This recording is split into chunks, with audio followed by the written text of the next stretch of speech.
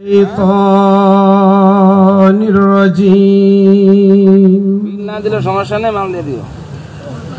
بسم الله الرحمن الرحيم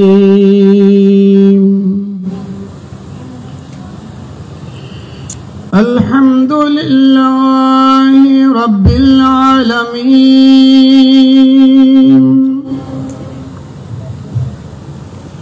خالق السماوات والأرضين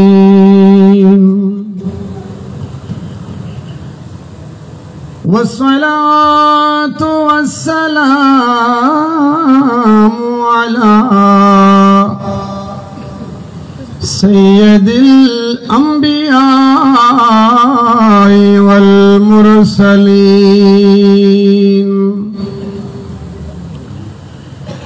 وعلى آله وأصحابه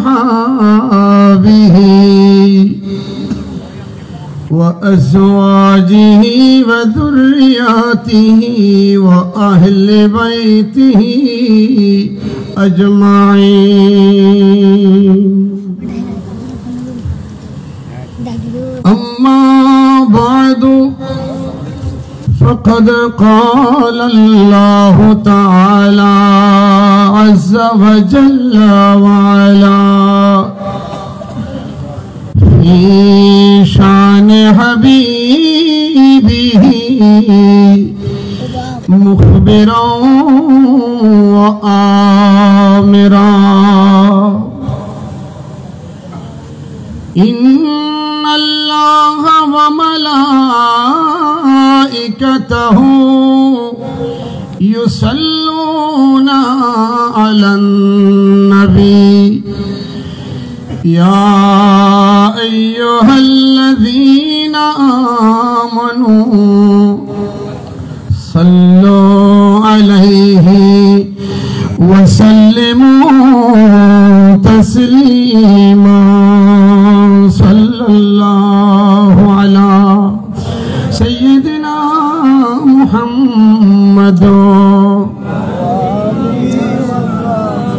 मोहब्बतेर साथे आवाज दिए पढ़ी अल्लाहुम्मा सल्ली अला सय्यिदिना मौलाना मुहम्मद अला आली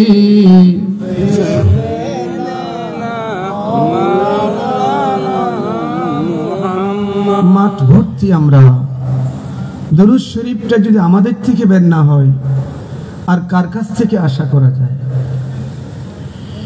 মন ভরে দরুদ শরীফ পড়াই তো ঈমানদারের কাজ ঠিক কি না বলেন আর একটু আওয়াজ দিয়ে বলেন না ঠিক তো ঈমানদার মাহফিলে বসেছি এখানেও যদি আমরা মন ভরে mohabbat নিয়ে দরুদ শরীফ না পড়ি তো কখন কোথায় পড়ব বলা তো যায় না আগামী রাত আপনার জন্য এই সুযোগ আসবে কোনো বলা যাবে কথা বলেন বলা যায় আজকের রাত যদি শেষ রাত হয় দরুদ শরীফ পড়তে মন চাচ্ছে কিন্তু পড়ার ওই সুযোগ আর নাই মন ভরে একটু দরুদ পড়ি আল্লাহুম্মা সাল্লি মাওলানা মুহাম্মদ ওয়া আলা আলিহি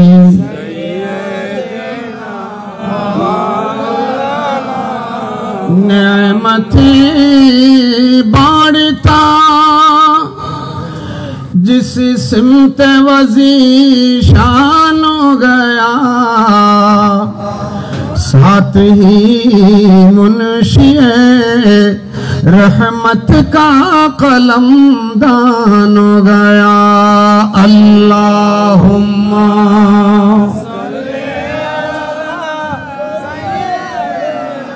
मौलाना मुहम्मद वाला अली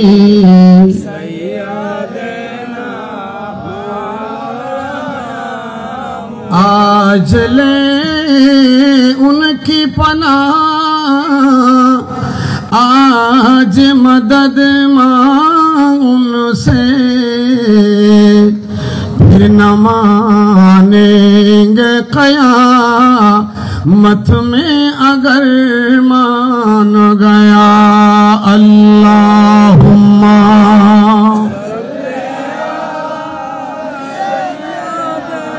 मौलाना मुहम्मद वाला अली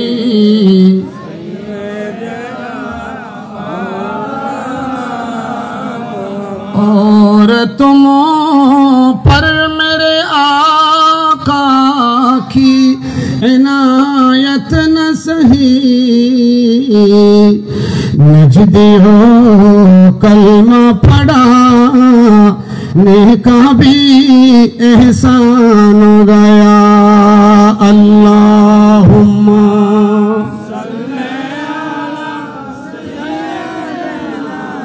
मौलाना मुहम्मद वाला अली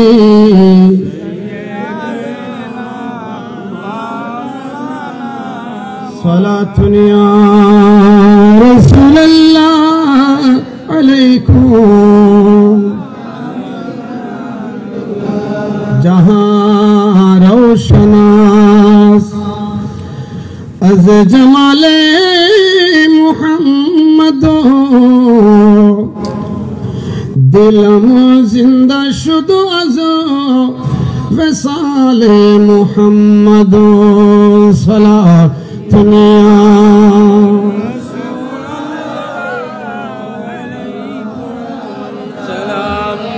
उशा मस्जिदो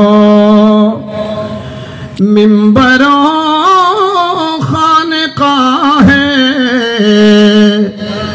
किधर आए बुवद कील काले मुहम्मदो सलातुनिया।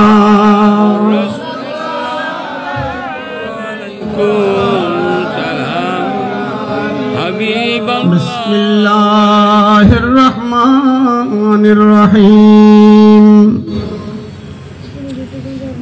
अला इन्न औलिया अल्लाह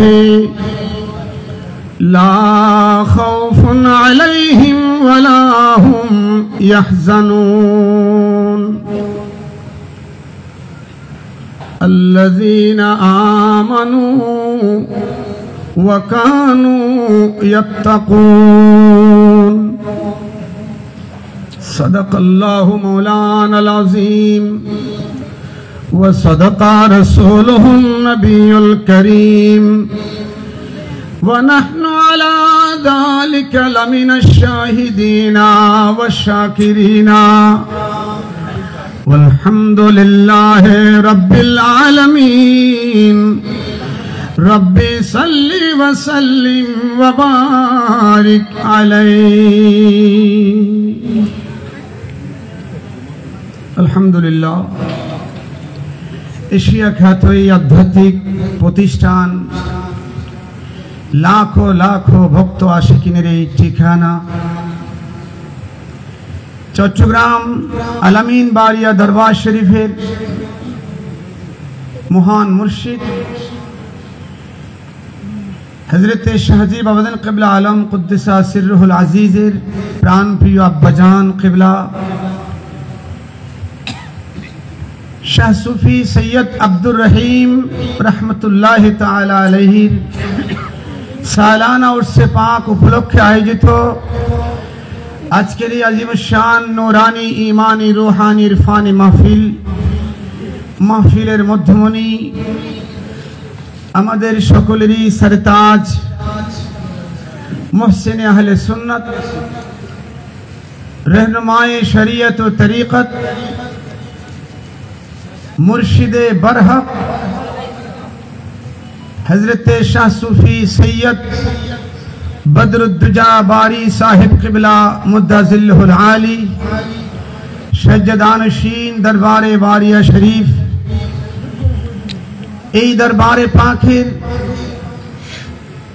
সকল আওলাদ বৃন্দ পরিবার বর্গ আরাকিন আঞ্জুমান আল আমিন বারিয়া কামিল মডেল মাদ্রাসার সম্মানিত অধ্যক্ষ উপাধ্যক্ষ মহোদয় সহ আসাতিদায়ে কিরাম, উলামায়ে মিল্লাত, মুরব্বিয়ানে ইজাম, সুধীবৃন্দ, এই দরবারের আশিকিন, মুহিব্বিন, মুরিদিন, মুতাআল্লিকিন, সর্বস্তরের সুন্নি জনতা, রহমানি ওয়া রাহমাকুমুল্লাহ, আসসালামু আলাইকুম ওয়া রাহমাতুল্লাহ। ওয়া আলাইকুম আসসালাম। এই দরবারে পাকের আদনা সে আদনা একজন গোলাম হিসেবে হুকুম তামিল করার জন্য দাঁড়িয়েছি, কোনো বক্তা হিসেবে নয়। অনেকেই চিনেন, জানেন, দরবারে পাকের মাহফিলে এখানে বক্তা হিসেবে আসি না, হাজিরা দেওয়ার জন্য এসেছি, গোলামির হুকুম হয়েছে দাঁড়িয়েছি। ফাতিহা ইয়াজদহম শরীফে উপস্থিত থাকতে পারিনি, সঙ্গত কারণে, দেশের বাইরে থাকার কারণে নিজেকে খুবই অপরাধী মনে হয়েছে। আজকের এই গোলামি, এই খেদমাত যদি কবুল হয়, আপনা মুর্শিদের দরবারে যদি হাজিরিটা কবুল হয়, আপনা মুর্শিদ যদি আপনার আমার উপর রাজি হয়, তো এই মাহফিল আমাদের জন্য অনেক বড় একটি নিয়ামত হবে। জোরে বলি আলহামদুলিল্লাহ। আরেকটু আওয়াজ দিয়ে বলি আলহামদুলিল্লাহ। কারণ বিগত প্রায় ৩৫ বছর এই জমিনের সাথে আমাদের সম্পর্ক, এই বারিয়া দরবার শরীফের মাটি এবং এই বারিয়া দরবার শরীফের আলো বাতাসের সাথে আমরা মিশে আছি। অন্তত এটুকু নিশ্চিত হতে পেরেছি যে বারিয়া দরবার শরীফ নিঃসন্দেহে একজন উঁচু, আলা এবং বালা আল্লাহর ওলির বরহক দরবার। জোরে বলুন সুবহানাল্লাহ। এতে কোনো ন্যূনতম সন্দেহ, কথা বলেন না, ন্যূনতম সন্দেহ। তো আপনারা এসেছেন সেই রকম একটি দরবারে পাক। এই দরবার প্রচার বিমুখ, কোন ক্যাম্বাসের প্রতি মুহতাজ নয়। আমার মুর্শিদে করিমকে দেখেছি, তিনি নিজেকে খুবই গোপন করে চলতেন, যাকে আল্লাহ এত বড় নিয়ামত ওয়ালা বানিয়েছিলেন, তিনি এমন ভাবে চলতেন, তাকে আলেম তো দূরের কথা, একজন সাধারণ মানুষ হিসেবে চোখে পড়ার ছিলেন না। কিন্তু আল্লাহ তাকে সেই নিয়ামত দিয়ে ভরপুর করে দিয়েছিলেন। সুবহানাল্লাহ। দীর্ঘ সময় এই দরবারে পাকের সাথে সম্পৃক্ত থাকার সুবাদে অতি কাছে থেকে অনেক কিছু দেখেছি। আপনারা ইতিপূর্বে মাগরিবের পর থেকেই বড় বড় বুজুর্গ উলামায়ে কেরামের জবানে পাক থেকে অনেক কথা শুনেছেন, কোরআন ও হাদিসের বয়ান শুনেছেন। আমি অল্পটুকু সময় হয়তো সেই দিকে যাব না, আমি কিছু আত্মকাহিনী বলবো। কোন দরবারে পাকে এসেছেন, কোন দরবারে পাকের সাথে সম্পৃক্ত হয়েছেন, কোন দরবারে পাককে ভালোবেসেছেন, কোন মাহফিলের মধ্যে আপনি এসেছেন, একটু জানলে মনে হয় আপনার আরো বেশি উপকার হবে। কথা বলেন ঠিক কিনা? জানতে কি মন চায়? কথা বলেন, জানতে মন চায়? আজকে যার মাহফিল, যাকে স্মরণ করে আজকে যার ফাতিহা শরীফ, আমরা যাকে দাদাজান কিবলায়ে আলম বলেছি, দাদাজান কেন বলেছি? আমার মুর্শিদে করিমের আব্বাজান হওয়ার কারণে, যেহেতু আপনার মুর্শিদকে নিজের বাবার স্থানে স্থান দিয়েছি, তিনি আমার রুহানি পিতা, ওনার আব্বাজান হওয়ার সুবাদে আমরা দাদাজান বলেছি। নয়তো তরিকতের সিস্টেমের মধ্যে দাদাজান নয়, তরিকতের মধ্যে আপনার মুর্শিদ যেভাবে, আপনার মুর্শিদ যে অবস্থানে, মুর্শিদের সাথে নিসবতের কারণে সবাই সেই অবস্থানে। জোরে বলুন সুবহানাল্লাহ। খুব মনে রাখবেন, দুনিয়াবি দাদা এবং নাতির মধ্যে মস্কারি চলে না? দাদার সাথে নাতির কি চলে? মস্কারি চলে। কিন্তু এখানে তরিকতের মধ্যে যিনি আপনার দাদা, আপনি মনে করছেন আমার পীর মুর্শিদের আব্বাজান আমার দাদা, এখানে তরিকতের হিসাবের মধ্যে কোনো মস্কারি নেই। সেই দাদাজান কিবলা আলম তিনি পেশাগত দিক থেকে অতি সাধারণ মানুষ ছিলেন, সামাজিক অবস্থানের দিক থেকে অতীব সাধারণ একজন মানুষ হিসেবে জীবন যাপন করেছেন, কিন্তু হাকিকতে উনি আল্লাহকে এত বেশি রাজি এবং খুশি করেছিলেন, আল্লাহ পাক দুনিয়ার জমিনে ওনার জিন্দা অবস্থায় ওনাকে শান ও মান আজমত দিয়ে দরবার দিয়ে সাজাই দেন নাই, রূহানি জগতে আল্লাহ ওনাকে সেই সাজসজ্জা দিয়ে সাজিয়ে দিয়েছেন। জোরে বলুন সুবহানাল্লাহ। আমরা জানি গৌসে পাক রাদিয়াল্লাহু তাআলা আনহু আব্বা জান हजरत अबू सालेह मूसा जंगी दोस्त रदियल्लाहु ताला अन्हु गौस पाकेर अब्बा जान, जिन्हें गौसुल आजम दस्तगीरेर अब्बा जान, আল্লাহ যার নসল দিয়ে গৌস পাককে পাঠাচ্ছেন, আল্লাহ সেই পিতাকেও বেছে নিয়েছেন। জোরে বলুন সুবহানাল্লাহ। আপনারা আমার সাথে একমত নাকি যেন তেন পিতার মাধ্যমে পাঠিয়েছেন? খুব খেয়াল করেন, যাকে গৌসুল আজম দস্তগীরের পিতা মনোনয়ন করেছেন আল্লাহ, তিনি কেমন ছিলেন? তিনি এমন আল্লাহর ওয়ালা ছিলেন, এত বেশি আল্লাহকে ভয় করতেন, পানি দিয়ে ভেসে আসা একটা ফল, একটা আপেল নদী দিয়ে ভেসে আসা, তিনি সেটা খাওয়ার কারণে চিন্তায় পড়ে গেলেন এবং সেটার ক্ষমা নেওয়ার জন্য তিনি সেই আপেল গাছের সন্ধান চেয়ে বাগানে গিয়ে বাগানের মালিকের কাছে পৌঁছে গেলেন। আপনারা জানেন, সবাই শিক্ষিত মানুষ, জানলে হবে না, একটু খেয়াল করেন। কিতাবের মধ্যে পেয়েছি গৌসে পাকের আব্বা জান যখন এই আপেলটা খাচ্ছিলেন তখন তিনি 3 দিনের উপবাস ছিলেন। সুবহানাল্লাহ কি ছোট করে বলবেন? কয় দিনের? জীবনে 3 দিন উপবাস। এখানে কেউ ছিলেন? আমরা ছিলাম। থাকা লাগছে? রিয়াজত করছিলেন, সাধনা করছিলেন। গৌসে পাকের আব্বা জান 3 দিন পর্যন্ত উপবাস, কোনো খানা পানি নেই, কোন এক নদীর পারে উনি রিয়াজত করছিলেন, খানার চিন্তাও নাই, দুনিয়ার খেয়ালও নাই। 3 দিন পরে হুঁশে আসলেন, ওই সময় প্রচন্ড ক্ষুধা লেগেছে, মানবীয় হাজত এটা সবারই কম বেশি থাকে। সেই 3 দিনের উপবাসে ক্ষুধার্ত সেই মানুষ হঠাৎ চোখ পড়ল নদী দিয়ে আপেল ভেসে যাচ্ছে, সেখান থেকে অনেক আপেল দেখে শুধু একটি আপেল তিনি তুলে নিলেন। প্রচন্ড ক্ষুধার কারণে তিনি আপেলটা খেলেন, খাওয়ার সাথে সাথে ওনার ভেতর থেকে আওয়াজ আসলো, হে আবু সালেহ মুসা, তুমি যেই আপেলটা খেয়েছো, আপেলটা কার? কোন মালিকের বাগানের আপেল খেয়েছো? আমরাও তো অনেক খেয়ে ফেলি, খাই না? বলেন না? যার যার জীবনে চোখ বন্ধ করে দেখেন কে কত খেয়েছেন। বুঝে খেয়েছেন, না বুঝে খেয়েছেন, জেনে না জেনে খেয়েছেন, দিনে রাতে খেয়েছেন, মানুষ জানতে পেরেছে খেয়েছেন, মানুষ জানে নাই খেয়েছেন। আপনি ইচ্ছায় অনিচ্ছায় জীবনে কত মানুষের হক খেয়ে যাচ্ছেন, একটিবার চিন্তা করছেন না এই হক আমি কিভাবে শোধ দেব। গৌসে পাকের আব্বা জান আল্লাহকে বড় বেশি ভয় করতেন, সাথে সাথে ভেতর থেকে আওয়াজ আসলো, তুমি কার আপেল খেয়েছো? বড় করে বলুন সুবহানাল্লাহ।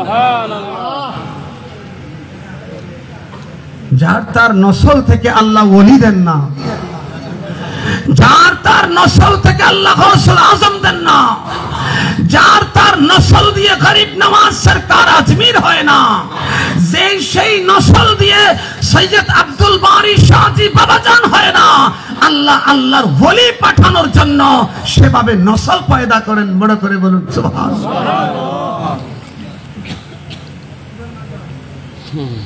হযরত আবু সালেহ মুসা জঙ্গি 3 দিনের উপবাস, ভেসে আসা আপেল। আমরা আজকের দিনের হয়তো আমরা মোল্লারাও অনেক সময় এটা কোনো ব্যাপারেই না, আরে রাস্তা দিয়ে আসলে, রাস্তায় কুড়াই পাইলে, নদী দিয়ে ভেসে আসলে এগুলো খাওয়া যায়। আমাদের কিতাব বলছে জায়েজ। হযরত আবু সালেহ মুসা জঙ্গির সেই মারিফতের কিতাবের লাইনের মধ্যে এটা জায়েজ নাই। উনি উল্টা ধরে হাঁটা শুরু করলেন আপেলের মালিক খোঁজার জন্য। আমি কিতাবের মধ্যে পড়েছি উনি 3 দিন পথ চলেছেন নদীর পার দিয়ে সেই বাগানটা খোঁজার জন্য। জোরে বলবেন না সুবহানাল্লাহ। হক বুঝে নেন, হক হক। ওলি কিভাবে হয় দেখে নেন। কয়দিন? 3 দিন। বাগান খুঁজে পান নাই। 3 দিন 3 রাত চলতে চলতে কোন এক জায়গায় পৌঁছে বাগান পেয়ে গেলেন। হযরতে আব্দুল্লাহ সমাই রাদিয়াল্লাহু তাআলা আনহু আরেক জগৎ বিখ্যাত আল্লাহর ওলি, ওনার বাগান ওনার খবর পেয়ে গেলেন, ওনার সামনে দাঁড়ায় গেলেন।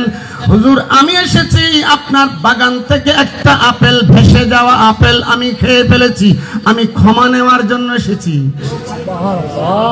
কি নেওয়ার জন্য? আরে জোরে বলেন না, কি নেওয়ার জন্য? আজ থেকে জীবনে যা আপনার জানা মতে পরের হক খেয়েছেন সকাল থেকে সেগুলোর ক্ষমা নেওয়ার জন্য, সম্ভব হলে পরিশোধ করে দেওয়ার জন্য সিদ্ধান্ত নিয়ে নেন। কারণ এটা মনে রাখবেন, আপনি জীবনভর যত তাহাজ্জুদ পড়েছেন, যত আওয়াবিন পড়েছেন, সমস্ত নফল ইবাদত করেছেন, সবগুলো দিয়েও হয়তো কাল হাসরের ময়দানে একটা আপেলের বিনিময় হয়ে যাবে না। আপনি তো অনেক আমল করতেছেন, বহুত দানও করতেছেন আপনি, কিন্তু পরের হক যেটা আপনি খেয়েছেন, পরের হক যেটা আপনি গজব করেছেন, সেটা জীবন ভরের আমল সবগুলোর সওয়াব দিয়েও হয়তো একটা আপেলের শোধ হবে না। জোরে বলুন সুবহানাল্লাহ। তরিকত আপনাকে এটাই শিক্ষা দিচ্ছে, প্রয়োজন উপাস দেখো, পরের হকের দিকে হাত বাড়াইও না। সুবহানাল্লাহ। কাকে ভয় করো? কথা বলেন কাকে?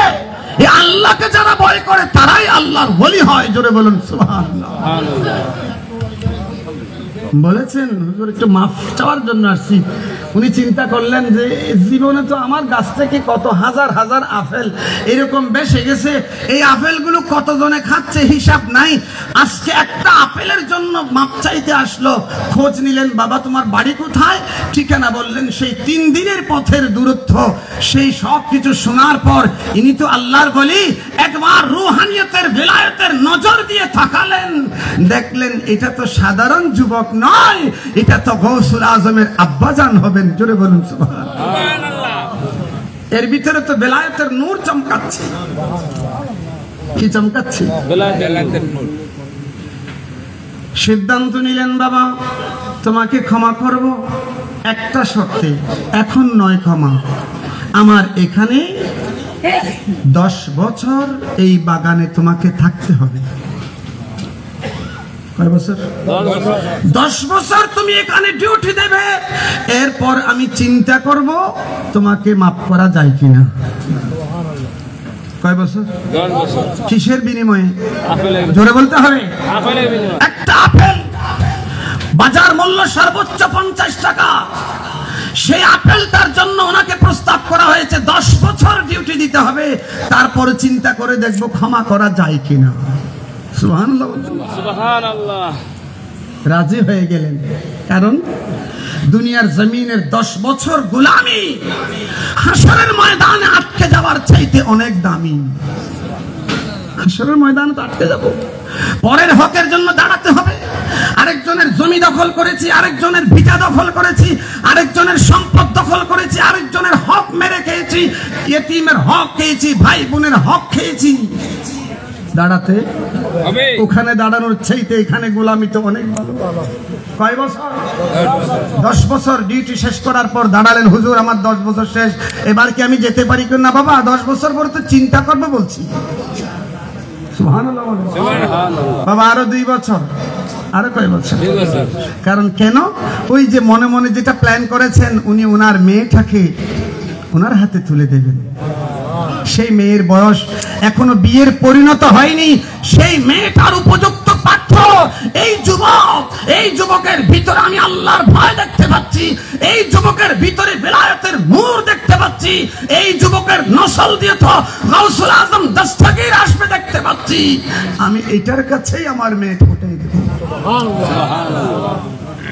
নসল শাহজি বারি রহমাতুল্লাহ আলাইহি আল্লাহ পাক কোন নসল দিয়ে পাঠিয়েছেন, তিনি শাহ সুফি সৈয়দ আব্দুর রহিম রহমাতুল্লাহ আলাইহি দুনিয়াতে হয়তো মশহুরিয়ত পান নাই, পীরগিরি করেন নাই, মুরিদ বানান নাই, মাজার তৈরি করেন নাই, কিন্তু বিলায়তের রুহানিয়তের মধ্যে আল্লাহ পাক কবুল করে ফেলেছেন। সেগুলো দুনিয়ার যেগুলো দেন নাই সেগুলো আখিরাতের জগতে আল্লাহ দিচ্ছেন। জোরে বলুন না সুবহানাল্লাহ। সুবহানাল্লাহ। শাহজি বাবাকে দেখেছি সারাটি জীবন।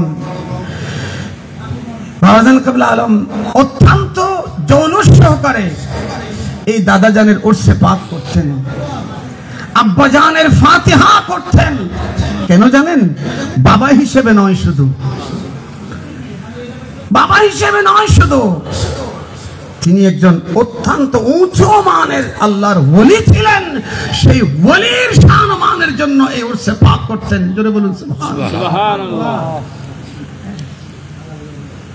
আমার পিতা, আমার জন্মদাতা পিতা, তিনি ওই দরবারে পাকের মুরিদ, সেই পাকিস্তান আমলের বড় উরস, যেটা বড় মাহফিল যেটা আগে হতো, সেই মাহফিলে প্রতি বছর আসতেন। 12ই মাঘ 25শে জানুয়ারি ওই সময় একটাই মাহফিল দরবারে পাকের সবচেয়ে বড় মাহফিল, বার্ষিকী ঈদে মিলাদুন নবী সাল্লাল্লাহু আলাইহি ওয়াসাল্লাম হতো এবং দাদাজান কিবলার ফাতিহা হতো, এই দুটো মাহফিল হতো। বাবাজান কিবলার পর্দার পর থেকেই দরবারে পাকে এখন সবচেয়ে বড় মাহফিল 18 ফাল্গুন, যেটা আমাদের পীর মসজিদের উরসে পাক। আলহামদুলিল্লাহ। আলহামদুলিল্লাহ। ওই মাহফিলটাতে যখন আব্বাজান আসছেন, আব্বাজান আজকের মাহফিল রাত শেষ হয়ে গেল, মাহফিলের পরে সবাই যার যার মতো করে বিদায় নিয়ে ফেলেছে। আমার আব্বাও গিয়ে আমার মুর্শিদে করিম থেকে বিদায় নিয়ে নিলেন, উনি মহেশখালী চলে যাবেন সকালবেলা। রাত্রেবেলা বলে দিয়েছেন, আবে সব জাফর শহরে যাইবই আর দেখা করার ন ফরিব শহরে। রাত্রে বিদায় দিয়ে দিয়েছে, সকালে চলে যাবে, আর দেখা করতে হবে না, বিদায় দিয়ে দিয়েছে। তা আমার আব্বা আমার রুমে রাত্রে ঘুমালেন, ফজরের আজান হলো। যথারীতি আমরা বাবা ছেলে দুইজনেই দরবারে পাকে সঞ্জরি মসজিদে আমরা ফজরের নামাজ পড়তে আসলাম। আমার আব্বা যান ফজরের নামাজ পড়লেন। নামাজ পড়ে আমরা মসজিদের বারান্দায় দাঁড়ানো, বারান্দা থেকে আমরা ভিতরে জিয়ারত করলাম দাদাজানের জিয়ারতটা করে আমরা বের হয়ে মসজিদের সঞ্জরির দক্ষিণ পাশের দরজা দিয়ে বের হয়ে মাত্র 2-3 কদম মনে হয় সিঁড়ি দিয়ে উঠানে নামলাম। হঠাৎ করে বাবাজান কিবলার রুমের দরজাটা খুলে গেল। সুবহানাল্লাহ। একদম ফজরের নামাজের সাথে সাথে নামাজ পড়ে আমরা বের হয়েছি, দাদাজানের জিয়ারত করে আমরা দরজা থেকে নিচে উঠানে নামলাম। দরজাটা খুলে বাবাজান কিবলা দরজায় দাঁড়িয়ে ডাক দিলেন, জাফর এদিকে আসো। সুবহানাল্লাহ বলেন। আমার আব্বাকে ডাক দিলেন, বললেন এদিকে আসো। আমার আব্বার নাম শুনতেই তাড়াতাড়ি দৌড়ে গেলেন, বাবাজানের কদমে চুমা দিলেন এবং মাথায় হাত টাত বুলিয়ে বললেন, আচ্ছা ঠিক আছে চলে যাও। সুবহানাল্লাহ। আমি পরে এখান থেকে যেতে যেতে আব্বার থেকে জিজ্ঞেস করলাম, আব্বা বাবা তো আপনাকে রাত্রেবেলা বিদায় দিয়ে ফেলেছে। কখন? রাত্রেবেলা বিদায় দিয়ে ফেলেছে, কিন্তু এমন সময়ে হঠাৎ দরজা খুলে আবার আপনাকে কেন আবার ডেকে নিলেন? আমার তো মাথায় কিছু আসতেছে না। সচরাচর এইভাবে তো করার কথা নয়, আপনাকে রাত্রে বিদায় দিয়ে ফেলেছে, এখন হঠাৎ শুধু দরজাটা খুলে আপনাকে ডাকলেন, বিদায় দিলেন, আবার দরজাটা বন্ধ করে দিলেন, কারণ কি? তখন আমার আব্বাজান মুস্কি হাসতেছেন, উনি আলেম এবং হাফেজ, উনি মুস্কি হাসতেছেন, বলে ঘটনা তো দাদার থেকে গেছে। আপনি জোরে বলবেন না, ঘটনা কোত্থেকে গেছে? তো আমার সারা রাত একটা চটপটানি ছিল, অনেক দূর থেকে বছর একবার দুইবার আসি, মুর্শিদ কিবলাকে দেখে মন ভরে না। রাত ভর মাহফিল হয়েছে, মন ভরে দেখতে পারি নাই। আমার তো ইচ্ছা ছিল আরেকটু দেখে যাব, রাত্রে বিদায় দিয়েছে, সকালবেলা যে আমি না দেখে যাব, আমার এটা মন মানতেছে না। রাতভর আমার শান্তিতে ঘুম আসে নাই। জিয়ারত করার সময় দাদাকে বললাম, দাদা আমি আমার মুর্শিদকে দেখে যেতে চাই, খোদার কসম এখানে বলতে দেরি আমার মুর্শিদের দরজা খুলে গেছে। জোরে বলুন সুবহানাল্লাহ। কানেকশন এমন আল্লাহর ওলিদের মধ্যে নগদ। এখানে মিনিটের ব্যাপার নাই, ঘন্টার ব্যাপার নাই, সেকেন্ডের ব্যাপার নাই। আল্লাহর ওলিদের ব্যাপারগুলো মাইক্রো সেকেন্ডে ঘটে যায়, চোখের পাতা নড়তে নড়তে ঘটে যায়। জোরে বলুন সুবহানাল্লাহ। হযরত সুলাইমান আলাইহিস সালামের দরবারে বিলকিস রানীর সিংহাসন সাবা শহর থেকে এনেছিলেন আল্লাহর ওলি। চোখের পলক বন্ধ হয়ে খোলার আগে, সুবহানাল্লাহ বলেন, বন্ধ হয়ে খোলার আগে, বন্ধ করে খোলার আগে চলে আসে। আল্লাহর ওলিদেরকে আল্লাহ যখন দয়া করেন, উনাদের মাধ্যমে এরকম আন থেকে আনের মধ্যেই এগুলো ঘটে যায়, মানুষের ব্রেইনে আসে না। জোরে বলুন সুবহানাল্লাহ। শাহ সুফি সৈয়দ আব্দুর রহিম রাহমাতুল্লাহ আলাইহি, আল্লাহ পাক উনাকে আলেমে বারজাখের মধ্যে এমন শানমান দিয়েছেন। আমি শুধু ছোট্ট একটা বলি, এগুলো বলার পারমিশন থাকে না, বলে ফেলি আবেগ জোশে। এই দরবার কারো ক্যাম্পাসের দরবার নয়, এই দরবার কোনো ক্যাম্পাস দিয়ে বড় হতে হবে এমন দরবার নয়। হক্কানি রব্বানি দরবার, কিছু বলা আমাদের নিজেদের উপকারের জন্য। আল্লাহ আমাদেরকে আমল করার তৌফিক দান করুন। আল্লাহ এই দরবারকে মন ভরে মহব্বত করার তৌফিক দান করুন। বাজান কিবলা আলম গারাঙ্গিয়া দরবার শরীফের বড় হুজুর কিবলার একজন খলিফা, গারাঙ্গিয়া দরবার শরীফের বড় হুজুর কিবলার খলিফা, উনার শেষ সময়কালে এসে উনি বাবাজান কিবলার হাতে বায়াত হয়েছিলেন। সুবহানাল্লাহ। বড় আলেম, নাম বললে অনেক উলামায়ে কেরাম প্রায় সবাই চিনবেন। ভালো ওয়াইজ বক্তা ছিলেন। উনার হাজার হাজার জিন মুরিদ ছিল, শুধু ইনসান মুরিদ না, জিন মুরিদ ছিল। এগুলো আমরা অনেক দেখেছি কাছে থেকে। যাই হোক, উনি শেষ সময়ে ওনার ইন্তেকালের অল্প কিছুদিন আগে যে কোনো উসিলা, এগুলো আমার মাধ্যমে ওনাকে আমি বাবাজান কিবলার কাছে এনেছিলাম। উনি একবার বাড়িয়ে দরবার শরীফের মাহফিলের মধ্যে তকরিরও করেছিলেন কিছুক্ষণ। একেবারে ইন্তেকালের আমার মনে হয় সপ্তাহ 10 দিন আগে উনার ইন্তেকালে, উনি বাবাজান কিবলা থাকা অবস্থায় ইন্তেকাল করেছেন। এই অল্প কিছুদিন আগে উনি হঠাৎ করে দুপুর বেলা জোহরের পর উনি বাবাজান কিবলার দরবারে আসলেন, একটু অস্থির, একটু বিচলিত। আমাকে ফোন করলেন, বাবা তুমি কোথায়? আমি আছি তো, আমি আসতেছি। আসলেন, ওনাকে নিয়ে গেলাম বাবাজানের কাছে জোহরের পর। বাবাজান কিবলা তখন একটু বিশ্রাম নিচ্ছিলেন এমন হবে। বাবাজানের কাছে যখন সংবাদ পৌঁছানো হলো অমুক হুজুর এসেছে, বাবাজান উঠে বসলেন, ওই হুজুরকে এন্ট্রেন্স দিলেন, আমিও সাথে ঢুকলাম। উনাদের মধ্যে কি যেন কিছু কথাবার্তা হলো, ইশারার কথা, এগুলো আমি বুঝি নেই। উনাদের মধ্যে কিছু কথাবার্তা হলো। কথাবার্তার পর বাবাজান উঠে গেলেন, আলমিরা খুললেন। বাবাজানের যে আবায়া, যেটা বাবাজান পড়তেন মাঝে মাঝে মাহফিলের সময় অথবা কোনো বিশেষ কারণে, উনি যখন এই আবায়াটা পড়তেন, যেগুলো খতিব সাহেবরা জুমার দিন জুব্বার উপর দিয়ে পড়ে, সেরকম একটা আবায়া, নতুন একটা আবায়া বাবাজান কিবলা আলমিরা থেকে বের করলেন। একটা রুমাল বের করলেন, বাবাজান কিবলা নিজেই দাঁড়িয়ে ওনাকে মাথায় রুমালটা পরাই দিলেন, আবায়াটা পরাই দিলেন। বললেন, বাবা শেষ সময় আমি তোমাকে কিছু আল্লাহর নিয়ামত দিয়ে দিলাম, এই নিয়ামতের শুকরিয়া আদায়ের জন্য তুমি একটু তোমার দাদা জানের একটু জিয়ারত করে আসো। আরেকটা আওয়াজ দিয়ে বলতে হবে, কোথায়? আমি প্রথমেই বলেছি, এটা শুধু বাবাজান কিবলার মুর্শিদে কারিমের আব্বাজান হওয়ার কারণ নয়, ওনার একটা আলাদা মাকাম আল্লাহ দান করেছেন। বাবাজান কিবলা ওনাকে এগুলো আমার সামনে ঘটা ঘটনা। বললেন, বাবা যাও তোমার দাদা জানের একটু জিয়ারত করে আসো। আর একটু জোরে বলেন না। ওনাকে নিয়ে আমি গেলাম, বাবার পশ্চিম পাশের দরজাটা খুলে দিলেন। বাবাজান কিবলা ওই দরজায় দাঁড়িয়ে মাজার শরীফের দরজার দিকে তাকায় আছেন। আমাকে বললেন, তুমিও সাথে যাও। আমি ওনাকে সাথে নিয়ে দাদাজান কিবলার মাজারের পাখে ঢুকলাম। অন্য কোনো লোক ঢুকতে দিচ্ছেন না। বাবাজান খাদেমদেরকে বললেন, কোনো মানুষ যেন না ঢুকে, ওরা বের হওয়ার আগে যেন কোনো মানুষ না ঢুকে। আমাকে বললেন, তুমি সাথে যাও। আমি ওনার সাথে গেলাম দাদাজান কেবলার মাজারে পাকে।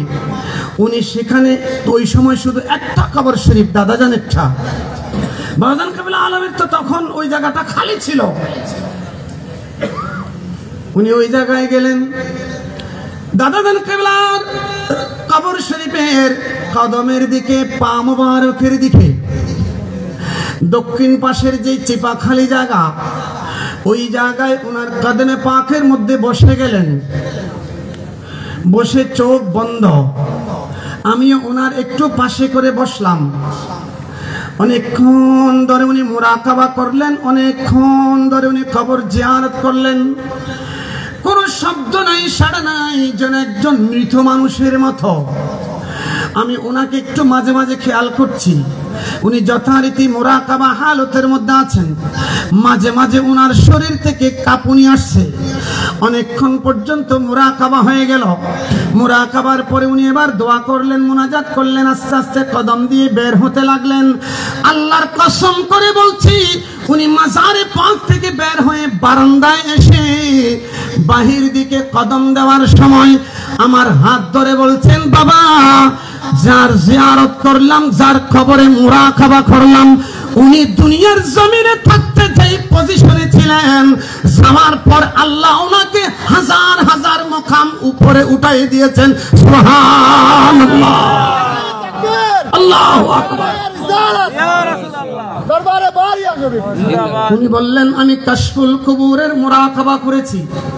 কাশফুল কুবুরের মুরাকাবা তরিকতের মধ্যে যারা ওই উপযুক্ত জায়গায় পৌঁছে যায়, কাশফুল কুবুরের মুরাকাবা যখন হয়ে যায়, আল্লাহ দয়া করেন, ওই বান্দা তখন ওই কবরের ভিতরের মুর্দার সাথে, ওই আল্লাহ ওয়ালার সাথে তার যোগাযোগ হয়ে যায়, তার সাথে লেনদেন যোগাযোগ হয়ে যায়, তার অবস্থা উনি দেখতে পান।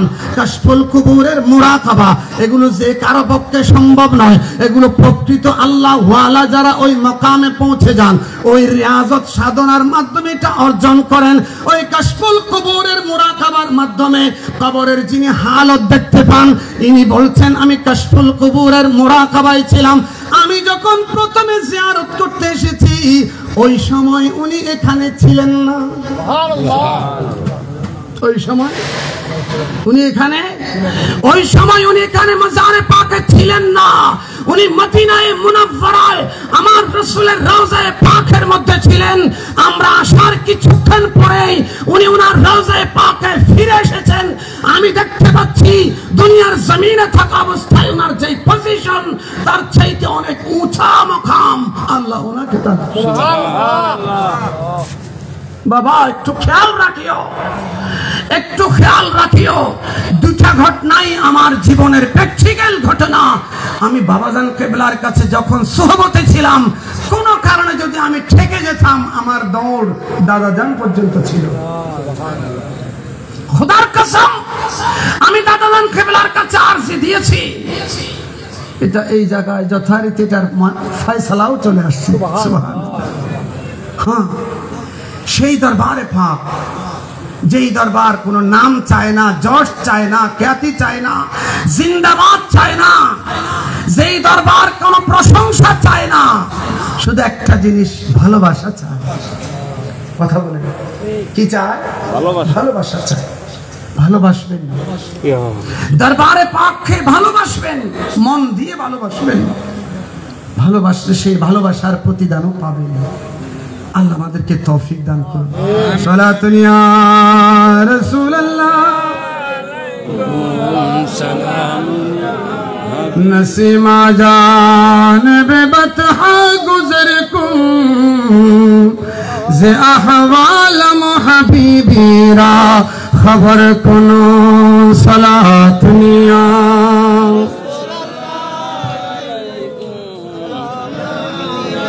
बबरी जान मुश्ताकमो दराजा निसारे रोज़े खैरिल बशर कुनो सलातुनिया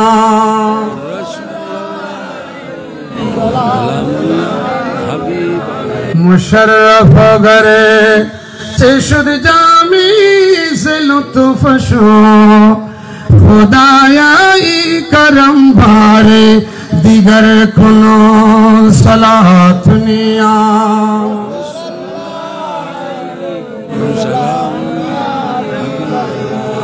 মানুষ সবাই একই নিয়মে মায়ের পেট থেকে পৃথিবীর জমিনে আসে, ঠিক না? সবার আশা একই নিয়মে, সবাই জিন্দেগি করে জীবন যাপন করে সংসার করে পরিবার পরিজন করে, আবার একটা সময় শেষে চলে যায়। আমাদের সবার গুলো একই নিয়ম হয়, কিন্তু আল্লাহর ওলিদের গুলো একটু ভিন্ন নিয়মে হয়। জোরে বলুন না সুবহানাল্লাহ।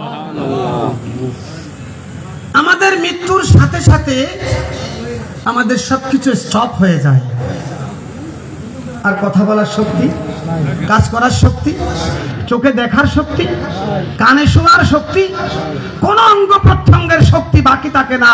শরীর থেকে রূহ বের হয়ে যাওয়ার পর আমাদের সবকিছু স্টপ হয়ে যায়।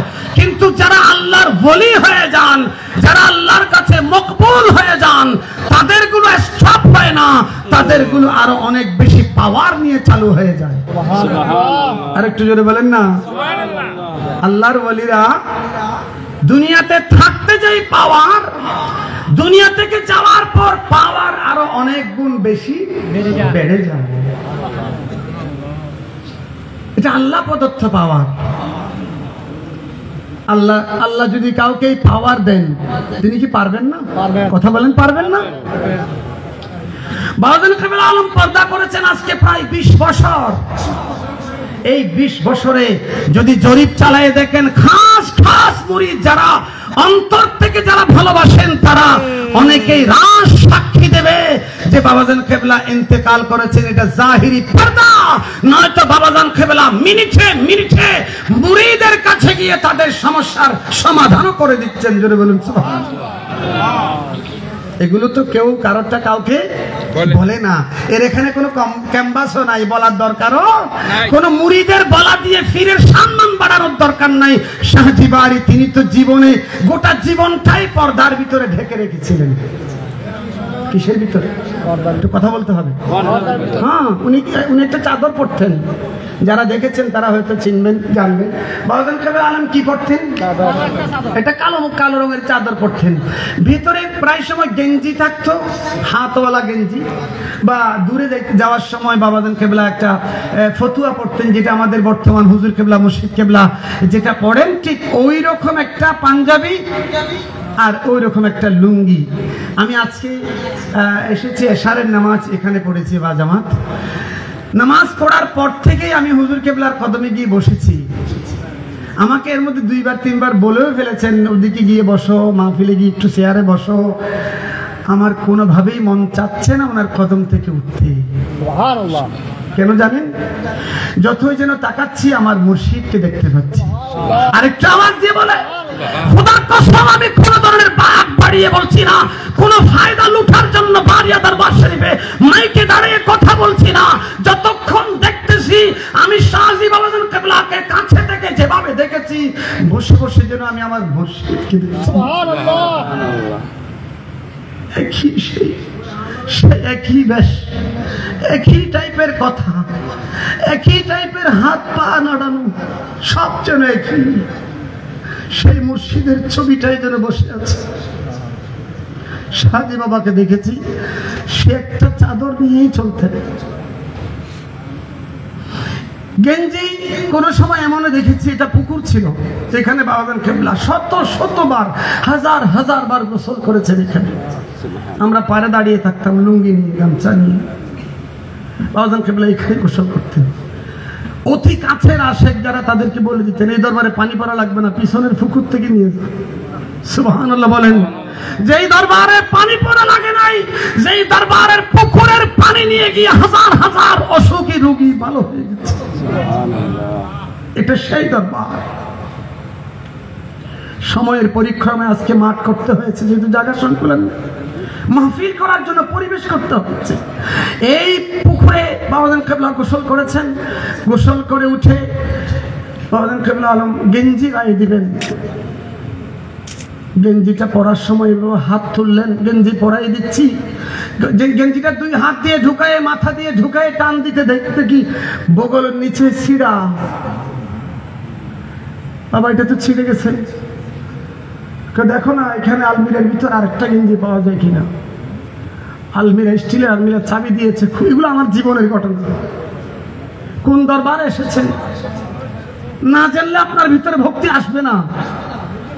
আর ভক্তি ভালোবাসা ছাড়া এখানে এসে বসে থেকে বিরিয়ানি খেয়ে কোনো লাভ নেই। বিরিয়ানি বাজারও পাওয়া যায়, এখন ওরস বিরিয়ানির হোটেল খুলছে, টাকা দিলে ওরস বিরিয়ানি পাওয়া যায়। হাত উঠেছেন, বগলের নিচে ছেঁড়া।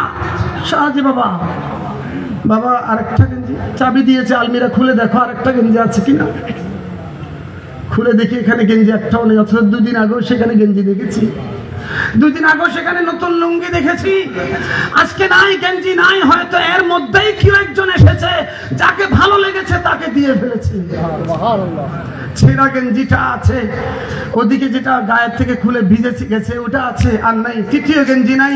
বাবাজান সে সকালে গোসল করার পর থেকে পাঞ্জাবি গায়ে দিয়েছেন গেঞ্জি ছাড়া, ওই গেঞ্জিটা শুকানো পর্যন্ত উনি আর পাঞ্জাবের ভিতরে গেঞ্জি পরতে পারেন নাই। শাহজি বাড়ি বাবা, যিনি দুই হাত দিয়ে লাখ লাখ টাকা বিতরণ করতেন, দান সদকা করতেন, উনার দ্বিতীয় গেঞ্জির পরে 3 নম্বর গেঞ্জি গায়ে দেওয়ার নাই, তিনি শাহজি বাড়ি। বড় করে বলুন সুবহানাল্লাহ। হ্যাঁ, যেই দরবার বাদশার দরবার, কিন্তু এখানে বাদশাহী কেউ করেন না, সবাই ফকির। সুবহানাল্লাহ। দাঁড়াও সিকন্দর সে वो मर्द फकीर औला,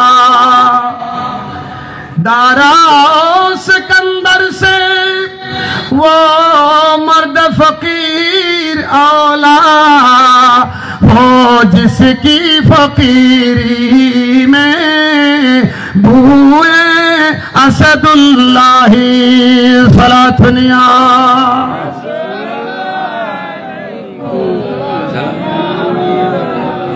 হযরত আলী কাবাগরের উঠানে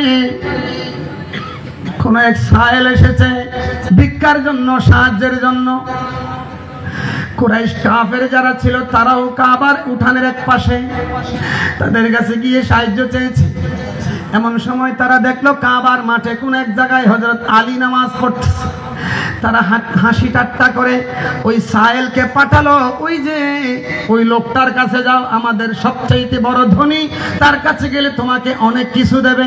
আসলে এটা লজ্জা দেওয়ার জন্য, কারণ হযরত আলীর আর্থিক অবস্থা দুর্বল, আর্থিক অবস্থা দুর্বল, লজ্জা দেওয়ার জন্য পাঠিয়েছে। হযরত আলী নামাজের সালাম পিরানোর ভরে ওই লোক সরল সহজ ভাবে তাদের কথা বিশ্বাস করে হযরত আলীর কাছে চাইলেন। হযরত আলী বললেন, তোমাকে কে পাঠিয়েছে? আঙ্গুল দিয়ে ইশারা করে বলেছে ওরা পাঠিয়েছে। ওই সময় ওরা ওখান থেকে হাসাহাসি করছে, কারণ তারা জানে আলী কিছু দিতে পারবে না। কোন প্রার্থী এসে কিছু চাইলে দিতে না পারা, এটা বড় লজ্জার ব্যাপার। হযরত আলী লজ্জা পেলে ওদের খুশি লাগবে, কাফেরদের খুশি লাগবে। ওরা হাসছে, হযরত আলী দেখলেন, বুঝতে পারলেন তাদের উদ্দেশ্য, উনি বুঝতে পারলেন। হযরত আলীর মধ্যে জজবা এসে গেল। বললেন, বাবা ওই যে পাথর দেখা যাচ্ছে না, ওই পাথরগুলো একটু নিয়ে আসো। ওই লোকটাকে দিয়ে পাথরগুলো আনালো। হযরত আলী মুঠের মধ্যে নিলেন, পাথরগুলো নিয়ে আল্লাহর কাছে ফরিয়াদ করলেন, আল্লাহ ওরা তোমার আলীকে বেইজ্জত করতে চায়, তুমি আলীর ইজ্জত রাখতে পারো। আরেকটু জোরে বলেন না, আল্লাহ তুমি আলীর ইজ্জত রাখতে পারো। আমার আল্লাহর কাছে ফরিয়াদ করে মওলায়ে কায়নাত যখন এই পাথরগুলো মানুষটার হাতে তুলে দিলেন, বললেন এগুলো তোমার মুষ্টির ভিতরে নাও, এখন খুলবে না, এখন খুলবে না, যারা তোমাকে পাঠিয়েছে তাদের সামনে গিয়ে খুলবে। হাতে নিলেন। উনি মনে মনে ভাবলেন, আমাকে নিয়ে এত মস্কারি কেন, এরা এদিকে পাঠায় এদিকে পাঠায়, আমাকে নিয়ে এত তালাতালি, পাথর কতগুলা দিছে, কি দিছে। কিন্তু মনে একটা বিশ্বাসও আছে যে এখানে কিছু না কিছু গেল। ওখানে গিয়ে তাদের সামনে ওরা তো তাকায় আছে, কি করতেছে এটা, ওরা হাসতেছে, বলে আলী তো পাথর দিছে মনে হয় তোমাকে। বলে না, আমি জানি না কি দিচ্ছে, আমাকে বলেছে তোমাদের সামনে এসে খোলার জন্য। বলে দেখি খোলো তো, খোলো তো। খোলার সাথে সাথে প্রতিটি পাথর এক একটি স্বর্ণ মুদ্রা হয়ে গেল। আর একটু জোরে বলেন না, দারা সিকান্দার বিশ্বের সবচেয়ে নামকরা শক্তিধর দুইজন বাদশা বাদশা, একজনের নাম দারা আর একজন সিকান্দার। গোটা পৃথিবী শাসন করেছে বাদশা। কিতাবের মধ্যে আশেকরা বলছে সেই দারা বাদশা সিকান্দার বাদশার বাদশাহীর চাইতেও সেই ফকির আওলা, সেই ফকির সেরা, যেই ফকিরের মধ্যে মৌলা আলীর ফকিরের গন্ধ পাওয়া যায়। শাহজি বাড়ি বাবার একদিকে গেঞ্জি ছিঁড়া ছিল, আরেকদিকে উনি আল্লাহর কাছে বলার সাথে সাথে যা দরকার তার চাইতে বহুগুণ বেশি এসে যেত। অভাব ছিল না। বলেন এই দরবারে কোনো অভাব ছিল না। আল্লাহর প্রতি এমন অগাধ বিশ্বাস এবং ভরসা ছিল, সেই জন্যই তো ইন্তেকালের আগ মুহূর্তের কথায় তিনি স্পেশালি যারা কমিটিতে ছিলেন তাদেরকে বলে গিয়েছেন, শাহজি বারী রহমতুল্লাহ আলাইহি ইন্তেকালের আগে এই কথা বলে গিয়েছেন, দেখো আমি ইন্তেকালের পরে আমার ওরস করার জন্য অন্য ফিরদের মতো, অন্য দরবারের মতো সাইনবোর্ড দিয়ে দান বাক্সে বসে রিসিট বই দিয়ে টাকা তুলবে না। আমি শাহজি বারী, আমি আল্লাহকে ডেকে গিয়েছি, আমার আল্লাহর ডাক যদি আল্লাহর কাছে কবুল হয়, আমার মাহফিলের যা দরকার আমার আল্লাহ পাঠিয়ে দেবে। এরকম বুকের সাহস সবার পক্ষে সম্ভব নয়। কেন জানেন? এরকম বুকের সাহসের জন্য ওরকম রিয়াজত সাধনা করে আল্লাহকে ভালোবেসে আল্লাহকে রাজি করতে হয়। মওলা যার উপর রাজি হয়ে যায় তিনি ওভাবে কথা বলতে পারেন। জোরে বলুন সুবহানাল্লাহ। বাবাজান কিবলা আলমের সেই নসিহত আজ পর্যন্ত বাবাজান কিবলার ওরসে পাকের জন্য কারো কাছে হাত পাতা হয়নি। যত বড় মানুষ হোক, যারা খুশি মনে এসে দিয়েছে সেটাই তাবারুক হয়েছে। আলহামদুলিল্লাহ। বাবাজান কিবলা বলে গিয়েছেন যে তোমরা থালা নিয়ে বসে থাকবে, যা দরকার আমার মালিক পৌঁছায় দেবে। আজকের মুর্শিদে করিম এই 20 বছর পর্যন্ত শাহজি বাবার ওরসে পাক করে যাচ্ছেন, সে একটা নসিহত থালা নিয়ে তিনি বসে আছেন, মালিক যা দরকার পাঠিয়ে দিচ্ছেন, উনি চালিয়ে যাচ্ছেন। জোরে বলুন সুবহানাল্লাহ। এটা সেই দরবার, যেই দরবার আল্লাহকে দেখে আল্লাহকে রাজি খুশি করে এই দরবার সাজিয়েছে। এগুলো ভণ্ডামির জায়গা নয়। তো এখানে যারা আসবেন তারাও নিখুঁত ভালোবাসা নিয়ে আসবেন। কাউকে দেখাতে হবে না আপনি যে ভালোবাসেন, সেটা আপনার মুর্শিদের রাডারের মধ্যে ধরা পড়ে যাবে। সুবহানাল্লাহ। কথা বলেন ঠিক কিনা? আমার বাবাজান কিবলা আলমের দরবারে যারা আসতো, কে কি নিয়তে কি খেয়ালে আসছে, এটা বাবাজানের সামনে আসতেই এটা রাডারের মধ্যে উঠে যেত। অনেক শরীয়তের আলেমরা আসতেন, তারা কি উদ্দেশ্যে আসতেন এটা আমরা কেউ বুঝতাম না, কিন্তু বাবাজান যে যে আশায় এসেছে তাকে সেটা করে দিয়ে ফেলেছে। অনেক এখানে এসে এখান থেকে নিয়ে টিয়ে বাইরে যাওয়ার পর, রাস্তায় যাওয়ার পরে গুনে দেখে যে এর কাছে 500 টাকা বেশি, আমার কাছে 500 টাকা কম, এটা নিয়ে কথা বলা শুরু করছে। মক্তব হয়েছে যে এটার মধ্যে একটু কম বেশি হয়েছে, সমালোচনা করা শুরু করছে। কোনোভাবে এটা বাবাজানের কানে আসছে, তো বাবাজান হেসে বলেন, বাবা এগুলো তো আমি আমার নাম করার জন্য দিই নাই, আমার বদনাম করার জন্য দিয়েছি। যারা বদনাম করতেন, খেয়ে এখান থেকে খাওয়ার পর গিয়ে বদনাম করতেন, বাবাজান দেখি তাদেরকে আরো বেশি দিতেন, তাদেরকে আরো। এখন বর্তমান হুজুর কিবলার একই অবস্থা, কারণ অজগরের বাচ্চা তো অজগর। কি বলেন? আপনারা কথা বলেন, অজগরের বাচ্চা কি অজগর, এটার ফাইনাল হবে না, এটা অজগরের বাচ্চা, অজগর। এক সময় বাচ্চা থাকলেও সেটাও এক সময় কি হয়ে যায়, পরিণত হয়ে যায়। আল্লাহ পাক এই দরবারের শান ও মান, এই দরবারের আজমত রক্ষা করে আমাদেরকে চলার তৌফিক দান করুন। আমিন আমিন। নিখুঁত ভালোবাসা দিয়ে চলবেন। অন্য অনেক দরবার আছে, ওখানে অনেক রকমের অনেক কিছু কার্যকলাপ আছে, কিন্তু বারিয়া দরবার শরীফ বাবাজান কিবলা আলম এভাবে প্রতিষ্ঠা করে দিয়েছেন। তিনি বলেছেন, আমি এখানে মসজিদ একটা করে নাই, 2টা করেছি, হাফেজখানা করেছি, মাদ্রাসা করেছি, আমি শরীয়তের বীজ বপন করেছি। এই বারিয়া দরবার শরীফ কিয়ামত পর্যন্ত এই শরীয়তের দরবার হয়ে থাকবে। সুরে বলুন সুবহানাল্লাহ। যারা এই দরবারে খেদমত করার সুযোগ পাচ্ছেন তারা নিজেদেরকে ভাগ্যবান মনে করবেন। আল্লাহ সবাইকে তৌফিক দান করুন। আমিন। মরার পরে কেউ কথা বলতে পারে, কিন্তু আল্লাহর ওলিরা কথা বলতে পারে। কিতাবের মধ্যে আসছে, বুখারী মুসলিম শরীফের সিহাসিকতার রাবি মুহাদ্দিস তাবিঈ জামানার মানুষ, প্রসিদ্ধ তাবিঈ রবিঈ বিন খিরাশ রাদিয়াল্লাহু তাআলা আনহু। ওনারা 4 ভাই ছিলেন। তাদের মধ্যে দ্বিতীয় জন, ওনার নাম ছিল রবি বিন খিরাশ রাদিয়াল্লাহু তাআলা। একদিকে মুহাদ্দিস ছিলেন, একদিকে জগৎ বিখ্যাত আল্লাহর ওলি ছিলেন, কিন্তু কাউকে বুঝতে দেন নাই, সাধারণ জীবন যাপন করে গিয়েছেন। আমরা তো মনে করি যদি বাজার খুলতে পারে উনি বড় ফির, বড় করে যদি ওরস করতে পারে, গরু মহিষ বেশি করে দিয়ে উনি অনেক বড় ফির, বেশি বেশি পরিমাণ মুরিদ থাকলে, মুরিদের আসা যাওয়া থাকলে উনি অনেক বড় পীর। আমরা বড় পীর বিবেচনার জন্য এগুলো দেখি, আল্লাহর কাছে বড় হওয়ার জন্য, ওলি হওয়ার জন্য এগুলো কোনোটাই লাগে না। আল্লাহ দয়া করে কবুল করলেই তিনি আল্লাহর ওলি হয়ে যান। কি করলে? কবুল করলে। হযরত রবিঈ বিন খিরাশ বলছেন, আমরা 4 ভাই ছিলাম, আমাদের মধ্যে দ্বিতীয় জন রবি বিন খিরাশ নামাজের দিক থেকেও আমাদের চাইতে বেশি নামাজি ছিল, রোজা আমাদের চাইতে অনেক বেশি রাখতো, নফল নামাজ যত, সুন্নত নামাজ, মুস্তাহাব নামাজ, এক্সট্রা যত নামাজ আমাদের চাইতে অনেক বেশি পড়তেন, আমাদের চাইতে অনেক বেশি বেশি রোজা রাখতেন, ইবাদতে আমাদের চাইতে অনেক বেশি এগিয়ে ছিলেন। উনি হঠাৎ করে একদিন উনি ইন্তেকাল করে ফেললেন। ইন্না লিল্লাহি।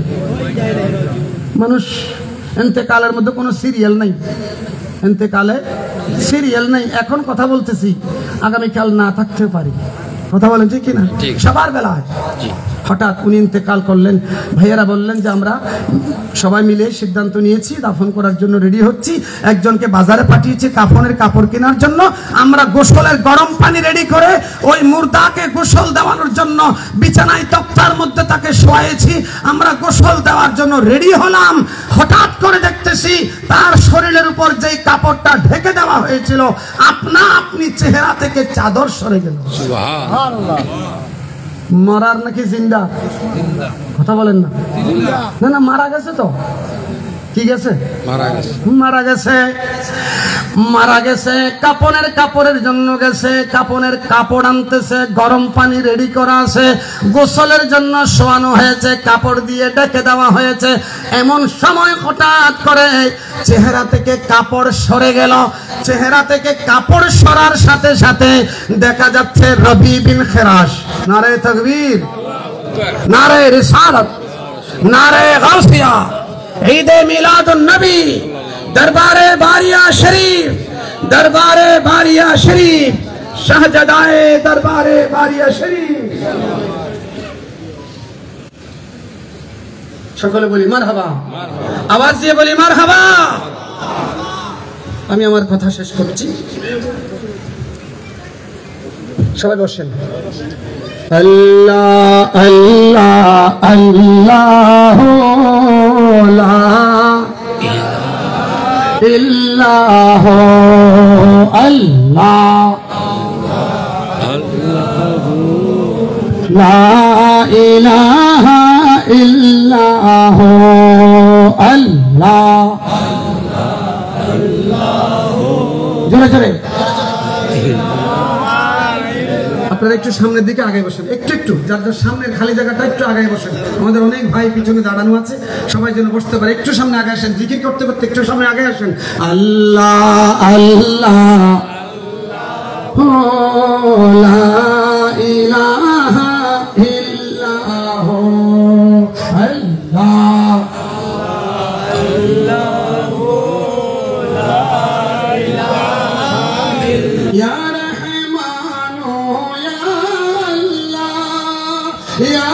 رحيم يا الله يا كريم يا الله لا إله إلا الله الله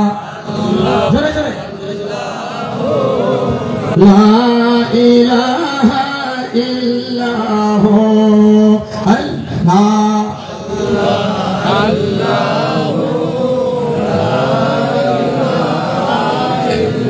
لا إله إلا الله محمد رسول الله صلى الله عليه وسلم। আমি কথা শেষ করে দিচ্ছি।